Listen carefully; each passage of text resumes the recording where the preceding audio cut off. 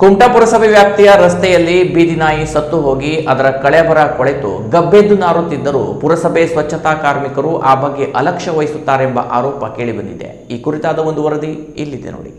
ಹೌದು, ಕುಮಟಾ ಪುರಸಭೆಯಲ್ಲಿ ಇತ್ತೀಚೆಗೆ ಆಡಳಿತ ವ್ಯವಸ್ಥೆ ಹದಗೆಟ್ಟ ಆರೋಪ ಕೇಳಿ ಬರುತ್ತಿದ್ದು, ಪಟ್ಟಣದಲ್ಲಿ ಸ್ವಚ್ಛತೆಯ ಕೊರತೆಯ ಬಗ್ಗೆಯೂ ಜನ ಅಪಸ್ವರ ಎತ್ತುವಂತಾಗಿದೆ.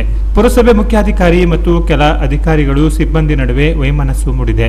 ಇದರಿಂದ ಪರಸ್ಪರ ಹೊಂದಾಣಿಕೆಯಿಂದ ಕೆಲಸ ಮಾಡುವ ಮನೋಭಾವ ಇಲ್ಲದಂತಾಗಿದ್ದು, ಇದರಿಂದ ಪಟ್ಟಣದ ಜನತೆಗೆ ಹಲ ಸಮಸ್ಯೆ ಎದುರಾಗುತ್ತಾಗಿದೆ.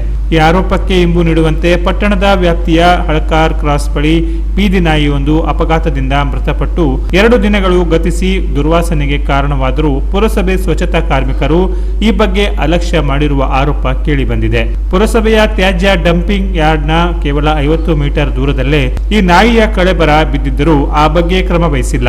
ನಾಯಿಯ ಕಳೇಬರ ಕೊಳೆತು ದುರ್ವಾಸನೆಗೆ ಕಾರಣವಾಗಿದ್ದು, ಆ ಭಾಗದ ಜನರು ಮೂಗು ಮುಚ್ಚಿಕೊಂಡು ಸಂಚರಿಸುವ ದುಸ್ಥಿತಿ ಎದುರಾಗಿತ್ತು. ಬಳಿಕ ಕುಮಟಾದ ಜನಸಾಮಾನ್ಯರ ಸಮಾಜ ಕಲ್ಯಾಣ ಕೇಂದ್ರದ ಅಧ್ಯಕ್ಷ ಆಗ್ನಿಲ್ ರೋಡ್ರಗಸ್ ಹಾಗೂ ನಿವೃತ್ತ ನೌಕರ ನಾಗೇಶ್ ಅವರು ಪುರಸಭೆ ಆರೋಗ್ಯ ನಿರೀಕ್ಷಕರಾದ ವೀಣಾ ಅವರಿಗೆ ಕರೆ ಮಾಡಿ ತಿಳಿಸಿದ ಬಳಿಕ ಕೊಳೆತ ನಾಯಿಯ ಕಳೇಬರವನ್ನ ತೆರವುಗೊಳಿಸಿ ಮಣ್ಣು ಮಾಡಲಾಗಿದೆ. ಅಂದರೆ ಪುರಸಭೆಗೆ ಸ್ವಚ್ಛತೆಯ ಬಗ್ಗೆ ದೂರು ನೀಡಿದರೆ ಮಾತ್ರ ಸ್ವಚ್ಛತೆ ಕಾರ್ಯ ಮಾಡುತ್ತಾರೆ, ಇಲ್ಲ ಅಂದ್ರೆ ರಸ್ತೆಯಲ್ಲಿ ನಾಯಿ ಸತ್ತು ಬಿದ್ದು ಗಬ್ಬೆದ್ದು ನಾರುತ್ತಿದ್ದರೂ ಪುರಸಭೆ ಅಧಿಕಾರಿಗಳು ಮಾತ್ರ ಕಣ್ಣೆತ್ತು ನೋಡಲ್ಲ ಎಂಬ ಆರೋಪ ಕೇಳಿ ಬಂದಿದೆ.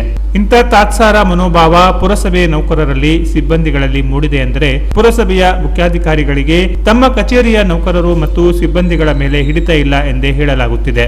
ಕಚೇರಿಯಲ್ಲಿ ಗುಂಪುಗಾರಿಕೆ ತಾಂಡವವಾಡುತ್ತಿರುವುದರಿಂದ ಪಟ್ಟಣದ ಸಮಸ್ಯೆಗಳಿಗೆ ಕಿವಿ ಕೊಡುವವರು ಯಾರೂ ಇಲ್ಲದಂತಾಗಿದೆ.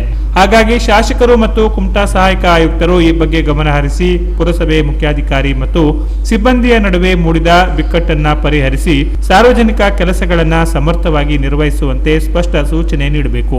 ಇಲ್ಲವೇ ಕೆಲಸ ಮಾಡುವ ಮನಸ್ಸು ಇಲ್ಲದ ಅಧಿಕಾರಿಗಳನ್ನ ಸಿಬ್ಬಂದಿಗಳನ್ನ ವರ್ಗಾಯಿಸುವ ಮೂಲಕ ಸಮರ್ಥವಾಗಿ ಕರ್ತವ್ಯ ನಿರ್ವಹಿಸುವವರನ್ನ ನಿಯೋಜಿಸುವ ಕೆಲಸವಾದರೂ ಶಾಸಕರು ಮಾಡಬೇಕೆಂಬ ಆಗ್ರಹ ಸ್ಥಳೀಯರಾದ ಗಣೇಶ್ ಪಟಗಾರ್, ಕೃಷ್ಣ ಶೆಟ್ಟಿ ಸೇರಿದಂತೆ ಕುಮಟಾ ಜನತೆಯಿಂದ ವ್ಯಕ್ತವಾಗಿದೆ.